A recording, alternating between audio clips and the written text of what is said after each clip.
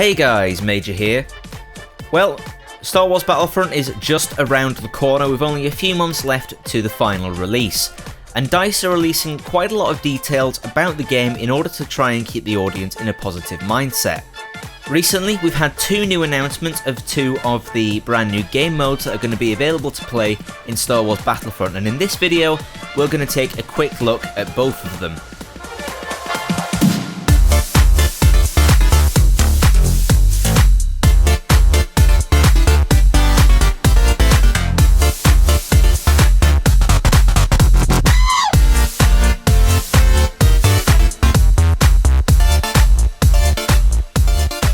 We're going to start with Fighter Squadron, and now this was announced at Gamescom 2015, and it's a 10 vs 10 game mode based on the foundation mechanics of the air superiority game mode from the Battlefield franchise.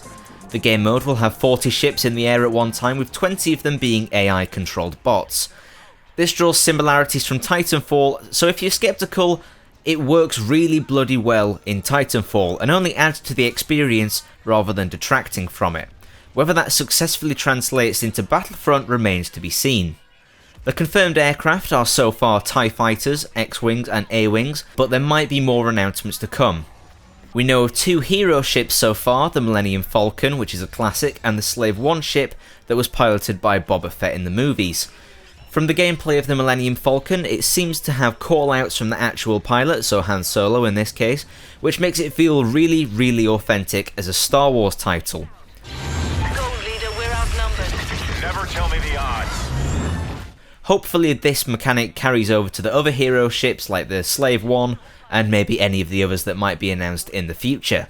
To obtain hero ships you have to fly through a pickup similar to that of what we saw in the Walker Assault gameplay, and you'll gain access to the hero ship.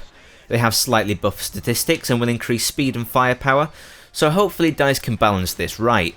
The only issues I can see with this is the ships being OP and for the spawn point to be camped. This power-up is timed, so even if it is OP as hell, the player will only have access to it for a few minutes or so. On top of that, the power-ups are scattered randomly across the map to eliminate the possibility of camping the spawn point. I'm looking at you, Railgun, so it seems like DICE are ahead of me on that one. In terms of objectives, there actually is one in this mode compared to air superiority. It's the first team to 200 points, or the team with the highest score after 15 minutes who'll win.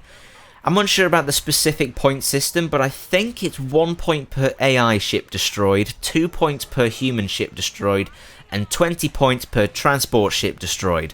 Don't quote me on that though. The game mode is also asymmetrical, with each ship having different bonuses. For example, some of the Rebel ships have better shield, but the Imperial ships might have better speed boosts. This isn't an exactly new feature, and we saw it in the Walker Assault gameplay, but I finally found out how the bar at the bottom of the HUD works.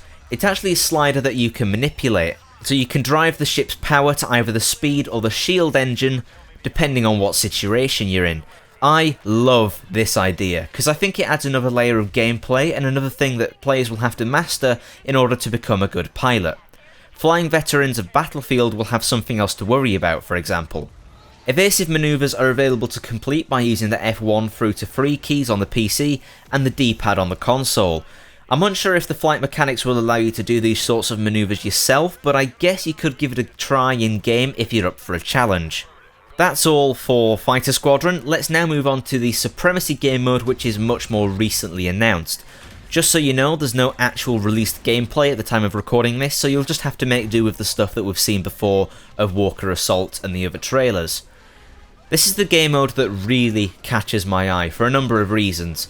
It's a mix-up of game modes that we've seen before in the Battlefield franchise, all of them my favourite ones. There's a strong presence of Conquest in there, a small amount of Rush and a dash of Chain Link. There'll be 5 capture points on the map, but at the start of the round each team will already have 2 of the points that are closest to their base captured, meaning that immediately it boils down to a battle for the central control point. The mode then becomes a full-on battle where there is always action going on, and if you think about it, it's very clever because it represents an actual battle. There's always a front line where the enemy teams meet because the capture points must be captured in order, so it sets up this constant dilemma of an attack or defense formation. However, because the capture points must be captured in a certain order, it eliminates literally every single remote bit of tactics that you want to do.